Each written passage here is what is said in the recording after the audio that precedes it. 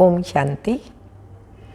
आज 15/11/2021 के बाबा के साकार अनमोल धारणा युक्त मधुर महावाक्य हैं, जिनमें बाबा ने कहा है, एक तो सवेरे सवेरे उठ चक्रधारी बनना है, विचार सागर मंथन करना है, स्वदर्शन चक्र बुद्धि में घुमाना है। दूसरा बाबा ने कहा, इस पढ़ाई का लॉ है, नियम है, रोज पढ़ना, कभी पढ़ना कभी नहीं पढ़ना ऐसा नहीं, नियमित रूप से रोज पढ़ना है। तीसरा बाबा ने कहा, बच्चे किसी की भी निंदा नहीं करनी है, बल्कि ये स्मृति में रखना है, निंदा हमारी जो करे मित्र हमारा सोए। कभी भी पढ़ाई मिस नहीं करनी है, कुछ भी हो जाए। सुबह सुबह आधा घंटा पढ़ करके फिर सारा दिन अपना कारोबार करो, बाबा उसकी मना नहीं करता, लेकिन पढ़ाई जरूर पढ़ो। तो सुनते हैं मीठे बच्चे, बाप द्वारा जो नॉलेज मिली है वह बुद्धि में कायम रखनी है। सवेरे सवेरे उठ स्वदर्शन चक्रधारी बन विचार सागर मंथन करना है। क्वेश्चन है, इस ईश्वरीय पढ़ाई का लॉ कौन सा है, उसके लिए कौन सा डायरेक्शन मिला हुआ है? आंसर, इस ईश्वरीय पढ़ाई का लॉ है नियमित पढ़ना। कभी पढ़ना कभी ना पढ़ना ये लॉ नहीं है। बाबा ने पढ़ाई के लिए बहुत प्रबंध दिए हैं। पढ़ाई मुरली यहाँ से पोस्ट में जाती है। 7 दिन का कोर्स लेकर कहाँ भी पढ़ सकते हो। पढ़ाई कभी मिस नहीं करनी है। गीत के बोल है, ओम नमो शिवाय, ओम शांति। बच्चे जो यहाँ बैठे हैं वो रचयिता और रचना के आदि मध्य अंत अथवा स्वदर्शन चक्र को याद करते हैं। बाप ने बच्चों को नॉलेज दी है कि स्वदर्शन चक्रधारी बनो। तुम ब्राह्मण बच्चों का उद्देश्य है स्वदर्शन चक्रधारी बनना। मूल वतन, सूक्ष्म वतन, स्थूल वतन, यह 84 जन्मों के चक्र को बुद्धि में रखना है। दूसरा सब बुद्धि से निकाल देना है। फालतू व्यर्थ की बातें जो भी हैं वो बुद्धि से निकाल दो। मूल वतन, सूक्ष्म वतन, स्थूल वतन, ये सब बुद्धि में रखना है। अभी तुम बच्चों की बुद्धि में है। बरोबर बाबा ने हमको सूर्यवंशी चंद्रवंशी बनाया था, फिर 84 जन्म लिए, चलते फिरते उठते बैठते स्व आत्मा को बाप का और रचना के आदि मध्य अंत का ज्ञान है। अभी तुमको शिव बाबा ने शूद्र से ब्राह्मण बनाया है। बाबा ने समझाया है तुम 84 जन्मों के चक्र की बाजी कैसे खेलते हो। तो पहले पहले हम हैं ब्राह्मण। हम ब्राह्मणों को रचने वाला ब्रह्मा द्वारा है शिव बाबा। रचता और रचना के ज्ञान से ही तुम स्वदर्शन चक्रधारी बनते हो। ये नॉलेज बुद्धि में कायम रखनी है। सुबह को उठकर स्वदर्शन चक्रधारी बन बैठ जाना चाहिए। हमने अपने 84 जन्मों के चक्र को जान लिया है। हम सब आत्माओं का रचयिता बाप एक है। कहते भी हैं हम सब भाई भाई हैं। हमारा बाप वो निराकार परम पिता परमात्मा है और परम धाम में रहने वाला है। हम भी वहाँ रहते थे, अभी आए हैं पाठ बजाने इस सृष्टि रूपी रंगमंच पर। बाकी असली घर हमारा परम धाम है, वहाँ हमारा बाबा है। परम धाम में हमारा बाबा है। बाबा अक्षर बहुत लवली है। शिव बाबा के मंदिर में जाकर कितनी पूजा करते हैं, बहुत याद करते हैं। बाप कहते हैं, मैं तुमको मनुष्य से देवता, तुच्छ बुद्धि से स्वच्छ बुद्धि बनाता हूँ। तुच्छ बुद्धि अर्थात शुद्र बुद्धि से स्वच्छ बुद्धि बनाया था, अर्थात ऊंच बुद्धि पुरुषोत्तम बुद्धि बनाया था। बाबा ने कल पहले बनाया था, फिर तुच्छ बुद्धि बन गई, फिर से बाबा हमको स्वच्छ पवित्र बुद्धि बना रहे हैं। सभी पुरुष स्त्री लक्ष्मी नारायण को नमन करते हैं जिनको शिव बाबा ने स्वच्छ बुद्धि बनाया था, परंतु यह नहीं जानते ये कौन है, कब आए, क्या किया। तो बाप ने समझाया है ये भारत अविनाशी खंड है। क्यों अविनाशी खंड है? क्योंकि अविनाशी बाप परम पिता परमात्मा की जन्म भूमि है। पतित पावन सर्व के सद्गति दाता का जन्म स्थान है। तो यह हुआ बड़े से बड़ा तीर्थ स्थान। इतना नशा थोड़ी किसी को है कि यह परम पिता परमात्मा की सर्व के सद्गति दाता बाप की जन्म भूमि है। बच्चों को पता है, बच्चे ही इस नशे में रहते हैं, बाकी दुनिया वालों को पता नहीं तो नशे में भी कैसे रहेंगे। पतित पावन की जयंती भारत में हुई है। शिव जयंती मनाते हैं तो जरूर शिव का जन्म यहाँ ही हुआ होगा। हुआ है, होगा थोड़ी, हुआ था। ये भारत बड़ा तीर्थ स्थान है, परंतु ड्रामा अनुसार किसी को पता नहीं है कि यह हमारे गॉड फादर अथवा माता पिता पतित पावन सर्व के सद्गति दाता का जन्म स्थान है। इसलिए भारत भूमि को क्या कहते हैं? वंदे मातरम कहते हैं। अर्थात इस भूमि पर ये बच्चियाँ जो श्री मत से भारत को स्वर्ग बनाती हैं, उनको ये नशा रहना चाहिए कि श्री मत पर हम कल्प कल्प भारत को पैराडाइज बनाते हैं। जो जितना श्री मत पर चलेगा उतना ऊंच पद पाएंगे। भारतवासियों ने कल्प की आयु लाखों वर्ष लिख दी है। तुम जानते हो बाबा जिसका ये भारत जन्म स्थान है, उसने जो धर्म स्थापन किया उसकी है गीता। गीता का ज्ञान शिव बाबा ने सुनाया, जो भक्ति मार्ग में गीता बनी। गीता किसने सुनाई? ये भारतवासी भूल गए, इसलिए श्री कृष्ण का नाम डाल दिया। कितना फर्क हो गया, कहाँ निराकार शिव और कहाँ श्री कृष्ण। तुम जानते हो कृष्ण की आत्मा जो गोरी थी वह अब बहुत जन्मों के अंत के जन्म में तमो प्रधान बन गई है। फिर इनमें प्रवेश कर इनको श्री कृष्ण गोरा बना रहा हूँ। इसलिए कृष्ण को सांवरा और गोरा, श्याम और सुंदर कहते हैं। ये सतयुग का पहला प्रिंस सुंदर था। इनकी महिमा है मर्यादा पुरुषोत्तम अहिंसा परमो धर्म। भारतवासी ये नहीं जानते कि राधे कृष्ण लक्ष्मी नारायण का आपस में क्या संबंध है। क्या संबंध है लक्ष्मी नारायण और राधे कृष्ण का? श्री कृष्ण और श्री राधे ये बचपन का रूप है। स्वयंवर के पश्चात जब इनका स्वयंवर होता है तो माता पिता नाम बदले करते हैं, वो श्री नारायण और श्री लक्ष्मी रखते हैं। लक्ष्मी नारायण जो आज तक भी हमारे भारत में प्रथा है, उसी नाम से शादी नहीं होती तो नाम उसी टाइम चेंज भी कर दिया जाता है। जो अक्सर किसी बहन से पूछें ये आपका नाम, तो वो बताती हैं ये ससुराल का नाम है, ये मायके का नाम है। तो ये बाबा ने कहा परंपरा चली आ रही है। तो बचपन का रूप राधे कृष्ण और स्वयंवर के पश्चात का श्री लक्ष्मी श्री नारायण। तो बाबा ने कहा वह ये जानते नहीं इनका आपस में क्या संबंध है। बाप कहते हैं अब तक जो कुछ पढ़ते आए हो उनमें कोई सार नहीं। अब तुम सन्मुख बैठे हो, जानते हो बाबा 5000 वर्ष के बाद हमको फिर से राज्यों की शिक्षा दे रहे हैं। सारी दुनिया कहती है कृष्ण ने गीता सुनाई। बाप कहते हैं कृष्ण में आदि मध्य अंत का ज्ञान ही नहीं है। कृष्ण की आत्मा ने आगे जन्म में ये ज्ञान प्राप्त किया, अब कर रहे हैं जिनका नाम मैंने ब्रह्मा रखा। उनके बहुत जन्मों के अंत के जन्म में मैं प्रवेश करता हूँ। तुम मर्जीवा हो ना, अभी बने हो ना।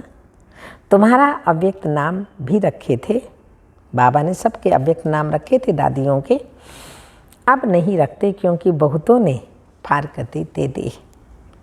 बाप का बनकर नाम रखाकर भाग गए, यह तो शोभता नहीं, इसलिए नाम देना बंद कर दिया है। अब तुम ब्राह्मण बने हो, प्रजापिता ब्रह्मा के बच्चे शिव बाबा के पोतरे हो, तो बाप कहते हैं वर्षा तुमको मुझसे लेना है, तो मुझे याद करो।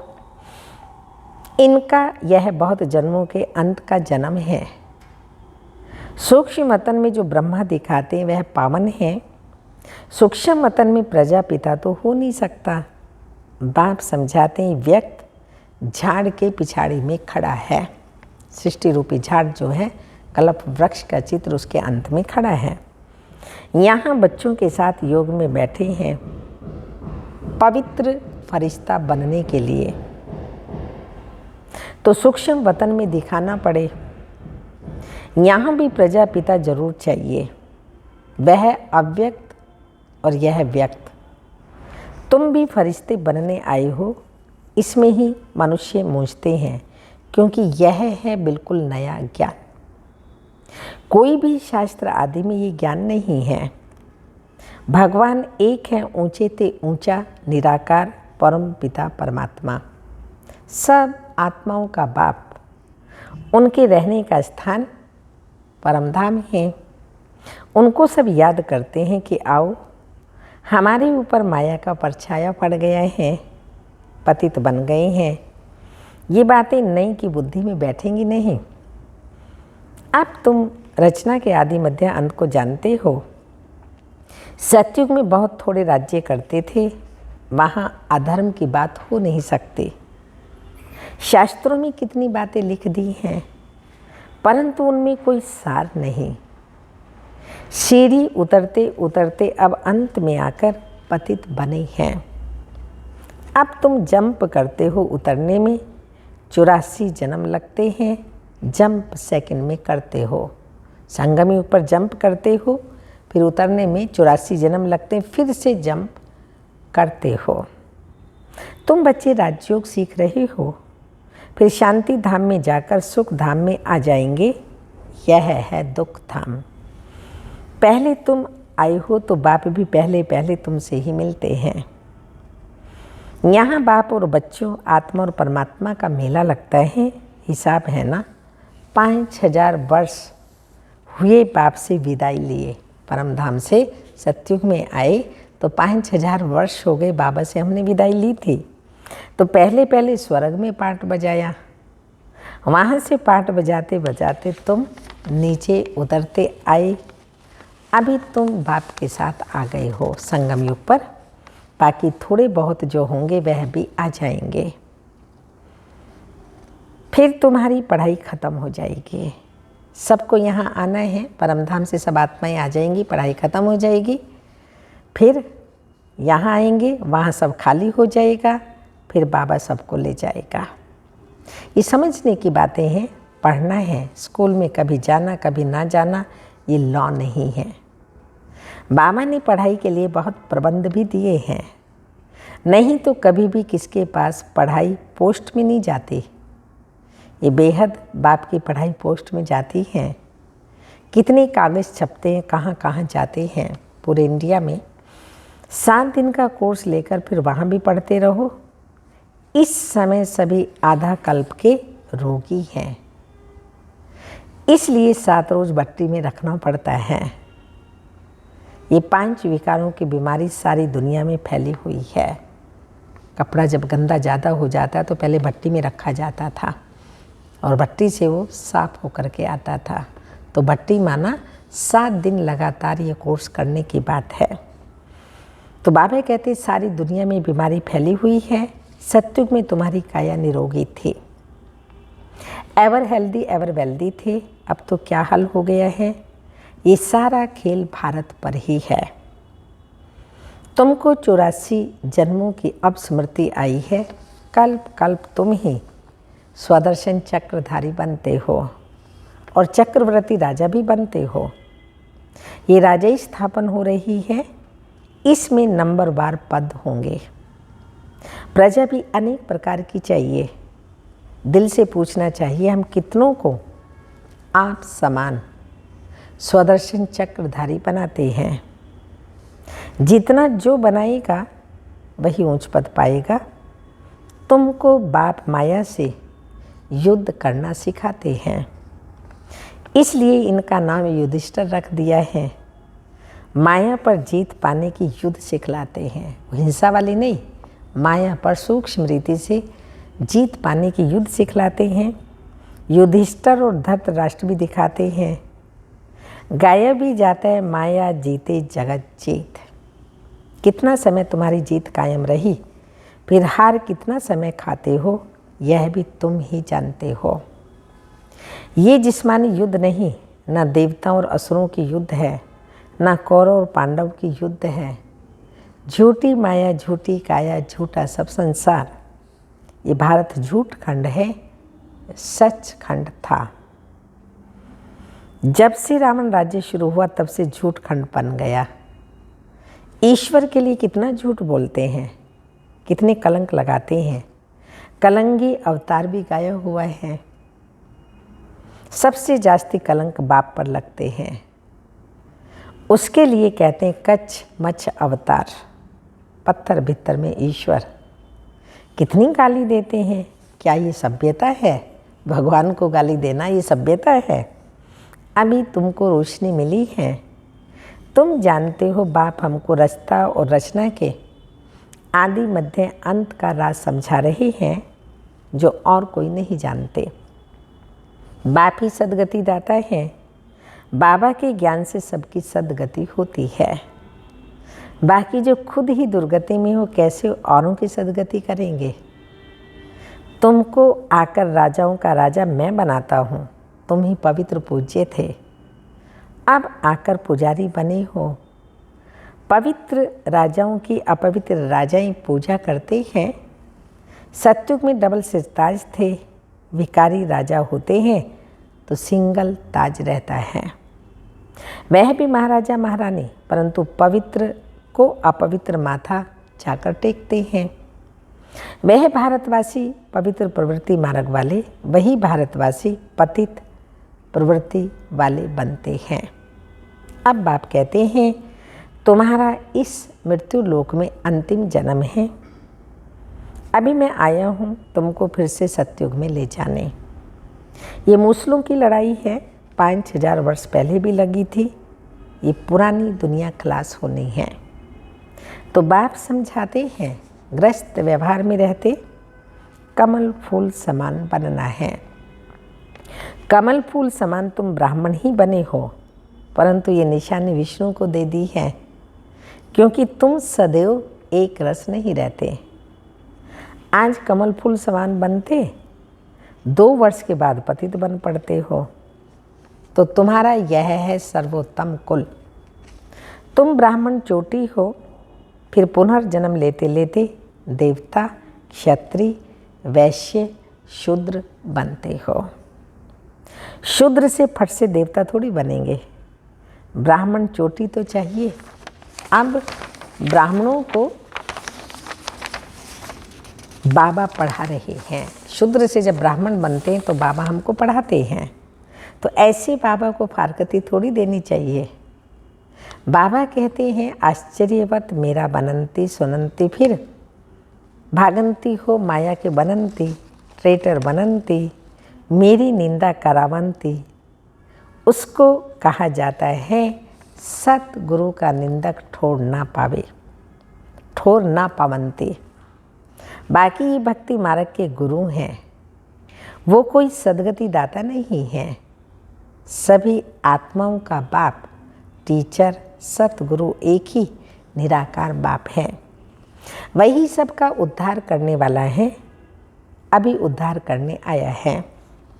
आगे चलकर समझेंगे, फिर टू लेट हो जाएंगे। वह फिर अपने ही धर्म में चले जाएंगे, आएंगे सही अंत में, टू लेट हो जाएंगे, फिर अपने ही धर्म में चले जाएंगे। श्रेष्ठ से श्रेष्ठ है देवता धर्म, उनसे भी ऊंच तुम ब्राह्मण जो बाप के साथ बैठे हो। तुमको पढ़ाने वाला विचित्र विदेही है। बाप कहते हैं मुझे देह नहीं है, मुझे कहते हैं शिव, मेरा नाम बदल नहीं सकता। और सबके शरीरों के नाम बदली होते हैं। मैं हूँ परम आत्मा, मेरी जन्म पत्री कोई निकाल नहीं सकता। जब बेहद की रात होती है तब मैं आता हूँ दिन बनाने। अब है संगम। इन बातों को अच्छी तरह समझकर फिर धारण करनी चाहिए, स्मृति में लाना चाहिए। यहाँ तुम बच्चे आते हो, फुर्सत मिलती है, मधुबन में जाते हैं तो फुर्सत मिलती है। विचार सागर मंथन यहाँ अच्छा कर सकते हो। अच्छा, मीठे मीठे सिक्के लदे बच्चों प्रति माता पिता बाप दादा का याद प्यार। Good morning, diamond morning.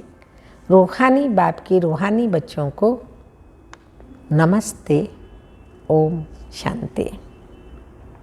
धारणा के लिए मुख्य सार है, सर्वोत्तम कुल की स्मृति से, हम उत्तम ते उत्तम सर्वोत्तम ब्राह्मण कुल के हैं। इस स्मृति से ग्रस्त व्यवहार में रहते कमल फूल समान पवित्र बनना है। कभी भी सत गुरु की निंदा नहीं करानी है। सेकंड पॉइंट, श्रीमत पर भारत को स्वर्ग बनाने की सेवा करनी है। स्वदर्शन चक्रधारी बनना और बनाना है। जब भी फुर्सत मिले तो विचार सागर मंथन जरूर करना है।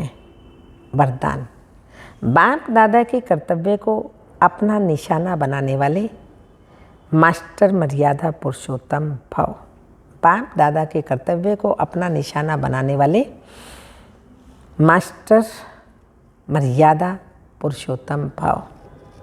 कहा जाता है अपनी घोट तो नशा चढ़े। दूसरे की कमाई में कभी भी आंख नहीं जानी चाहिए। दूसरे के नशे को निशाना बनाने की बजाय बाप दादा के गुण और कर्तव्य को निशाना बनाओ। बाप दादा के साथ अधर्म विनाश और सत्य धर्म की स्थापना के कर्तव्य में मददगार बनो।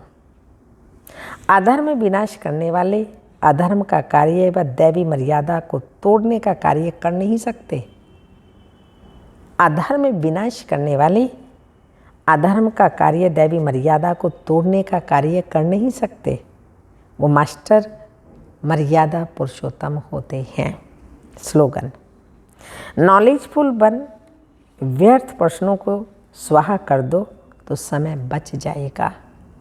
नॉलेजफुल बन, व्यर्थ प्रश्नों को स्वाहा कर दो तो समय बच जाएगा। आज की तपस्या की पॉइंट है वर्तमान समय। विश्व की आत्माएं बिल्कुल शक्तिहीन, दुखी, अशांत हैं।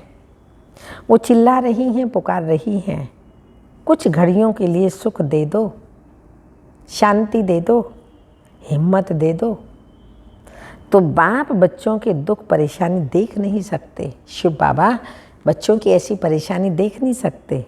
आप पूज्य आत्माएं, ब्राह्मण आत्माएं, फिर पूज्य आत्माएं भी अपने रहमदिल दाता स्वरूप में स्थित हो। ऐसी आत्माओं को विशेष साकाश दो। ऐसी आत्माओं को विशेष साकाश दो। ओम शांति।